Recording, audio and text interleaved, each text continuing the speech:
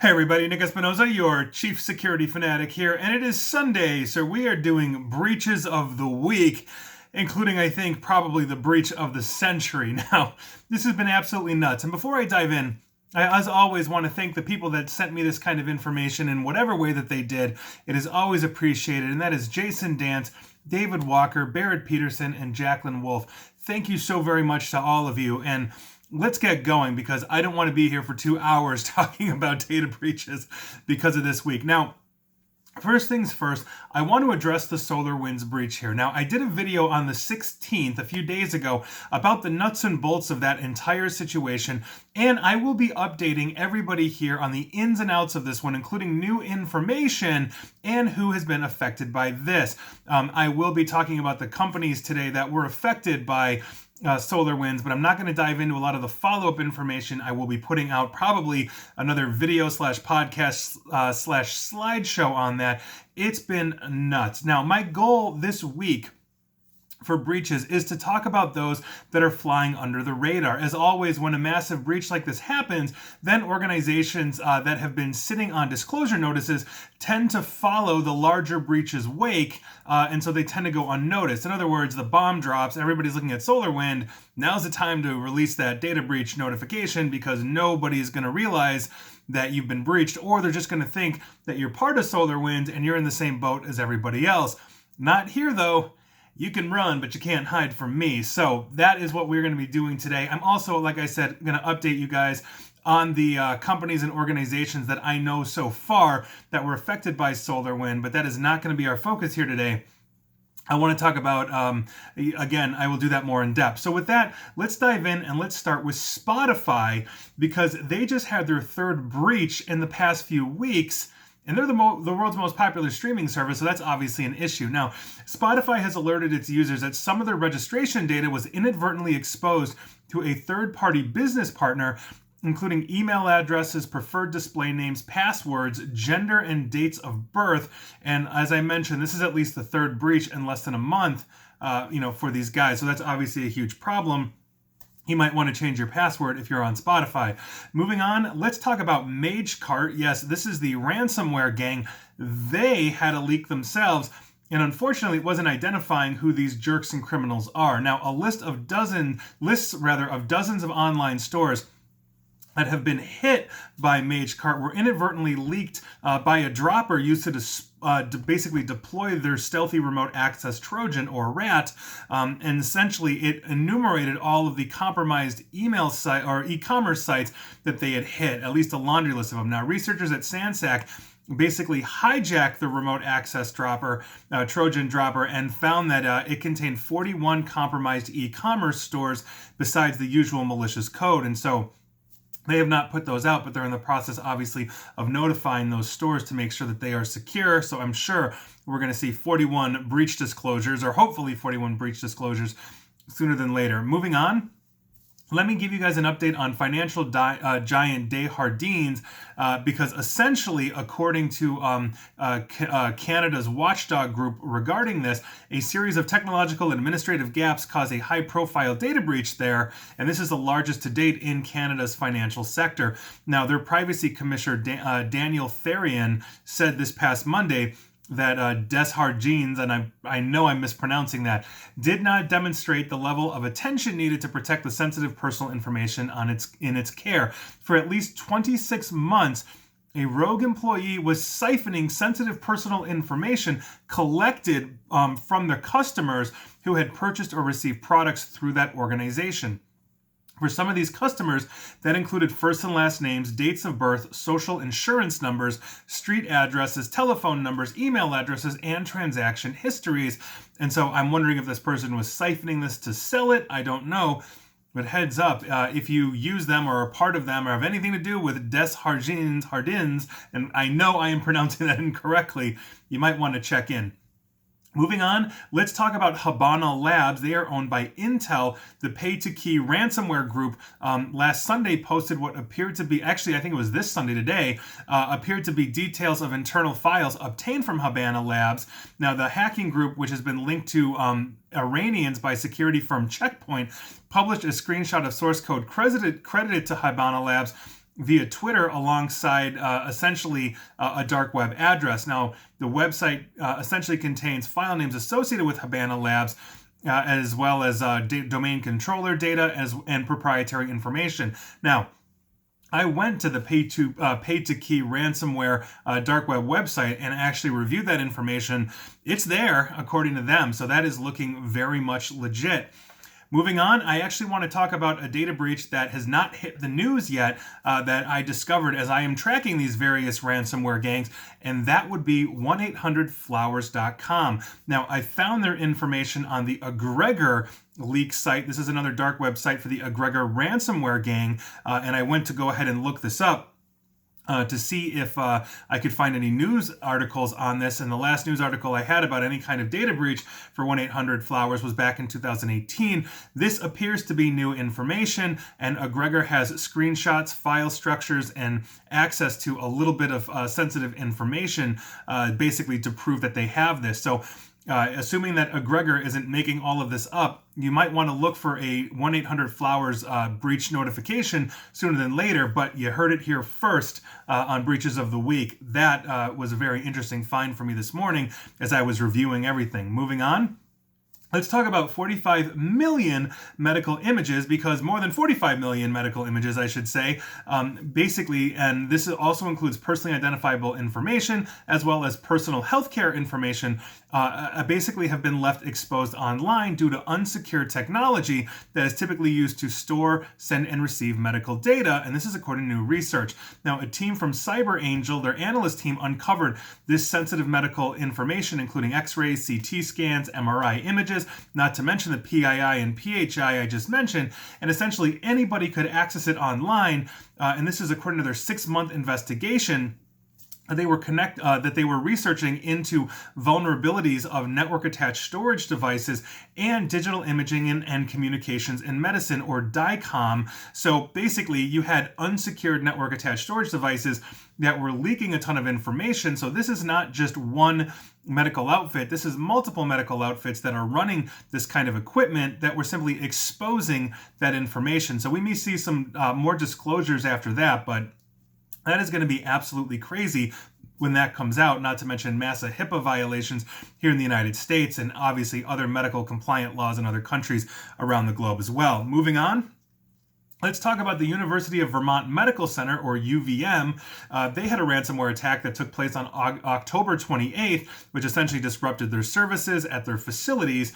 And according to their CEO, Stephen Leffler, they disclosed this attack took place in late October, as I mentioned, and infected all 5,000 computers on the hospital's network. Now, the root cause of this attack has not been determined or disclosed, and Dr. Leffler estimates that about 70% so far of their network has been recovered from this attack. Obviously, unscrewing 5,000 machines is a huge, huge deal.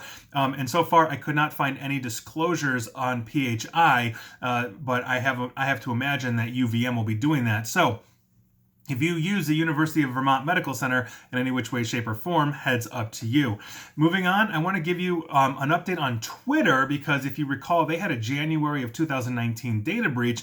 Ireland's Data Protection Commission, which is their wing of the GDPR, has issued Twitter with a fine of 547,000 US or 450,000 euros for failing to promptly declare and properly document a data breach under the GDPR. So heads up, if you're in Ireland, your data got hit, as we all did in the world. The GDPR kicks in. Moving on, speaking of GDPR, let's talk about People's Energy out of Scotland. Now, its co-founder, Karen Sod, told BBC News that an entire database had been stolen by attackers and included information on previous customers. The data stolen includes names, addresses, dates of birth, phone numbers, tariff and energy meter IDs, and more. Now, with the exception of 15 small business customers, no financial information had been accessed, and People's Energy has contacted all 270,000 of their current customers as well. So expect to see a GDPR fine and hit on that one sooner than later. Scotland is obviously part of that. Moving on. Let's talk about the Aftra retirement fund. That's AFTRA, because between October 24th and October 28th of 2019, so over a year ago, files and folders were accessed by an unauthorized third party. I am not sure what personally identifiable information was hit. Their notice on Vermont's Gov site didn't actually say that, so heads up to you. They hopefully will get in contact with you if you have Aftra retirement fund. Moving on. Let's talk about Cafe Press, because they also, like Twitter, had a 2019 data breach, and this is an update because they just reached a settlement with 7 U.S. states for $2 million. So if you've shopped at Cafe Press and you live in New York, Connecticut, New Jersey, Indiana, Kentucky, Michigan, or Oregon, you may be entitled to compensation. Heads up to you. Moving on. Let's talk about Subway. This is the sandwich retail chain. We have them all over the United States. They're apparently in Ireland and in the UK because a phishing attack is hitting Subway sandwich customers in Ireland and in the UK, telling them that an order is being processed and then asking them to click a link. You know the rest. And so if you obviously click that link, you get infected, and here we are. Now, what customers are saying, though, is that these emails are being very targeted, going to actual Subway customers, and it's using their first name. So if I'm in Ireland and my name is Nick and I'm shopping at Subway or going online, I'm getting a message that says, hey, Nick, basically your Subway order is ready. So in other words, I not knowing would be like, oh, I didn't order, what the heck? And I would click it, and there you go. Now, that's obviously leading people to believe that the phishing attack may stem from Subway's own internal network that obviously is collecting all of their customer data. So we'll see if Subway out of Ireland and the UK have a breach disclosure sooner than later. Moving on, let's talk about Sonoma Valley Hospital in the state of California. Hospital officials have confirmed that they've had a data breach, and essentially they are looking at least 1,350 patients' names, procedures, surgeons, dates of service, hospital charges, and names of their insurance companies being leaked. And so obviously they're going to spread that out. But if you use the Sonoma Valley Hospital in wine country in California, heads up to you.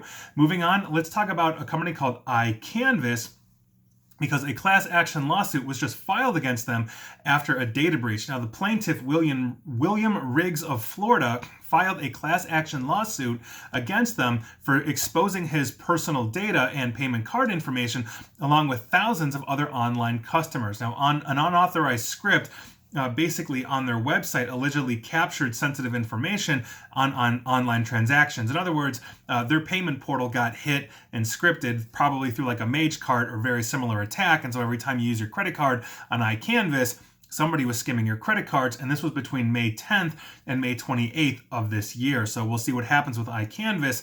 Unfortunately, that's a huge issue. Moving on, let's talk about 15 different Chrome extensions. Now, for background, back in February, Google removed over 500 malicious extensions from the Chrome Web Store, which were used to inject essentially ads into millions of Chrome browsing sessions. Then back in June, like 6-ish months ago, Awake Security reported another 100 domains that were essentially bad, that were basically piloting 15,160 domains. And so obviously those plugins were and extensions were bad as well. And now, according to Avast Security, they are basically looking at 15 more extensions that essentially you should uninstall. Now, based on this, they found a total of 28 extensions, 15 in Chrome and 13 in Microsoft Edge, which I believe now is a Chromium-based web browser. Correct me if I'm wrong there. And it's mostly geared towards Facebook and Instagram users. And what it's doing is redirecting users to ads and phishing sites and collecting personal data such as your birth date, email address, and active devices if it can get a hold of it. Not only that, they're also collecting browsing data, and they have the ability to directly download malware into your device if you have this extension.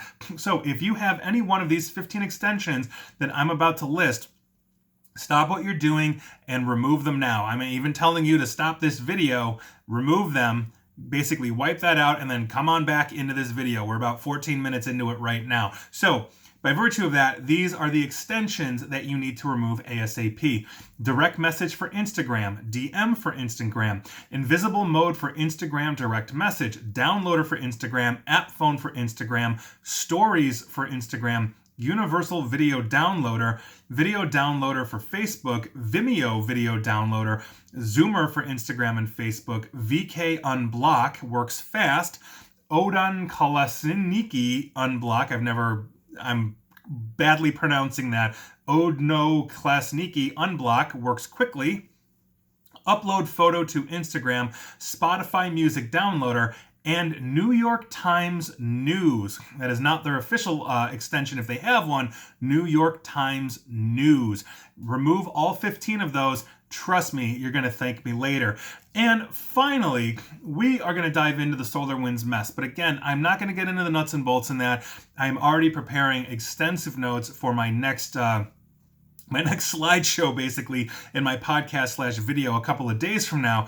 But I want to go into essentially the organizations that we know that have been hit by this obvious problem. If you recall, and this is the quick and easy of it, SolarWinds makes a product called Orion. Their update servers got hit, and basically the updates that you would download to keep patching or updating your Orion were poisoned. And so companies, roughly 18,000 companies or so, according to SolarWinds, although The Verge has mentioned that SolarWinds has 33,000 customers on Orion and roughly 330,000 customers overall, so we don't know how far this is going to go yet. But essentially, they're saying 18,000 of their customers at least went ahead and downloaded and installed these updates, which gave remote access to malicious actors. And here we are. This is going to be huge. And so what I want to focus on right now is essentially who we know is hit and the demographics of them. And the reason why is, according to Recorded Future, they have identified 198 victims of this breach, though they are not disclosing the names, obviously for security purposes at the moment.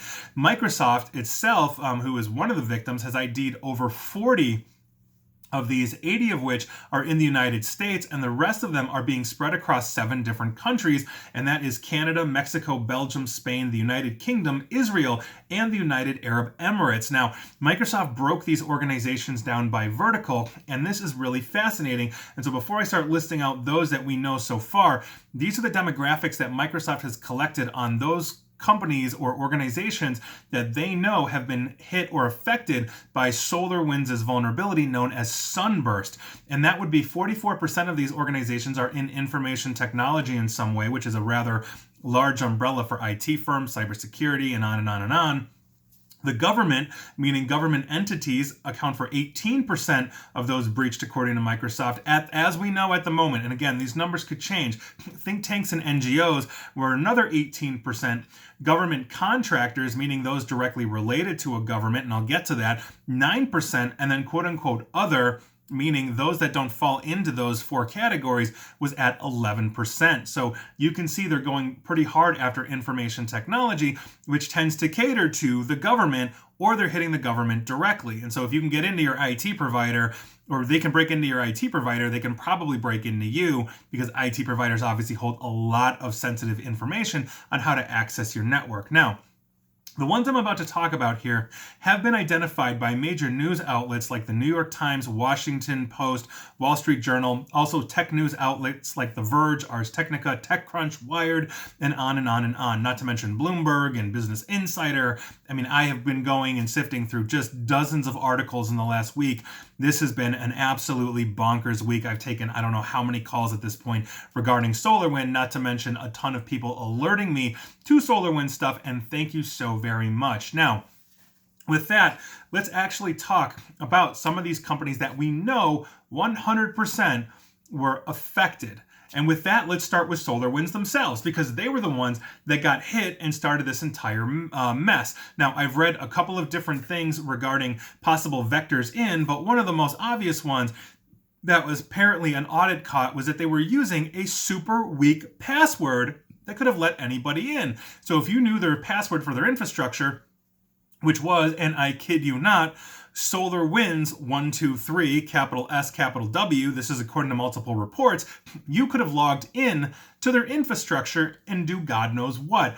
The next one on the list is essentially the U.S. Treasury, because the White House actually confirmed that Russian government spies, according to multiple outlets, hacked the U.S. Treasury and monitored staff email for months. As far as we know, this started around March of 2020. I am still looking to confirm that it wasn't earlier, because I've also read some reports that said October of 2019 may have been when this actually started, given some of the file hashes I've seen. I won't get into that now. I will do that in a couple of days.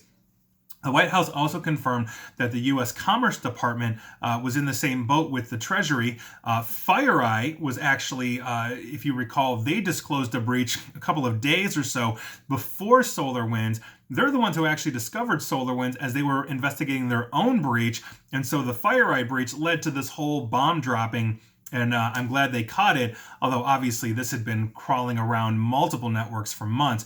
Microsoft was also directly affected, and they found one of the malicious domains and used it as a kill switch. Cisco was affected as well. That's the massive infrastructure, firewall, router, access point maker. The U.S. Energy Department and National Nuclear Security Administration, they maintain the U.S. nuclear weapons stockpile, and they have evidence that attackers access their networks as part, essentially, of this entire thing. The U.S. State Department has been reported to have been directly affected, and I am not listing out companies that essentially just we know were using SolarWinds. I'm talking about those that have been reported in some way, shape, or form to be alerting that, hey, we are in this boat, meaning we're not just using Orion, we are seeing negative results from attackers by virtue of this. So the State Department is also in there, as is the Department of Homeland Security. The Department of Defense has also been reported to be using Orion, but I've not heard anything from the DoD, and I'm just throwing that in there because of Homeland Security. The National Institutes of Health has basically said they found things, and some U.S. states, meaning the state governments for some of the states across the 50 states here, those are currently undisclosed. Now, I'm sure we're going to start seeing breaches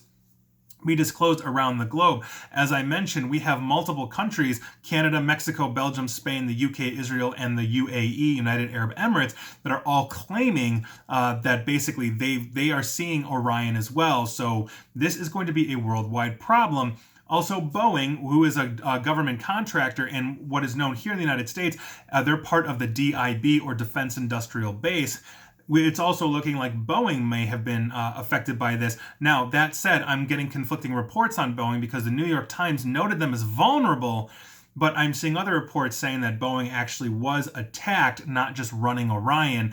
And there's going to be more and more of this, no doubt, but this is going to be absolutely crazy. I think I'm going to be reporting on this in various aspects for literally months as I'm looking at everything else in the news, but I wanted to give you the data breaches that had nothing to do with SolarWinds first, because the world keeps turning even when the bomb drops in one massive sector of it. And so those were your breaches of the week. I'm not even going to ask if you were affected. You were affected. I was affected. Everybody was affected this week. It is absolutely crazy. I don't care where you live. You're going to be feeling this one. And so that is your news of the day too. And please like, share, follow me here on Facebook and Twitter at NickAESP. And please feel free to subscribe to me at YouTube as well. And as always, stay safe and stay online. Thanks, everyone.